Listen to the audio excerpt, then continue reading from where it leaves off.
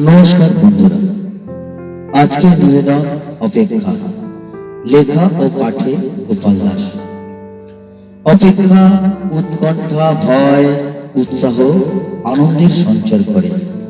অপেক্ষা করতে করতে জীবনের বহু সময় অতিবাহিত হয়। সময় চলে যায় অন্য অজানায়, দূর বহু দূরে। স্বপ্নের হাত ধরে অনেক কিছুর অপেক্ষা, শুধু অপেক্ষা। কখনো বাড়ি, কখনো গাড়ি, কখনো স্বপ্নের প্রিয় মানুষের অপেক্ষা, কখনো চাকরি, কখনো পছন্দের জিনিস, আসবাবপত্রের। জীবনের প্রতি পদে পদে ছোট ছোট অপেক্ষার হাত ধরে চলতে হয়। কখনো স্বপ্ন পূরণ, কখনো স্বপ্ন ভঙ্গের ভীষণ যন্ত্রণা তারা করে বেড়ায় প্রতিনিয়ত।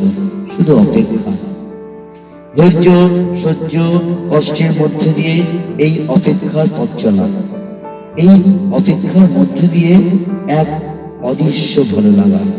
জীবনের প্রতি আনাচে কানাচে অপেক্ষা, অপেক্ষা আর অপেক্ষা। নমস্কার।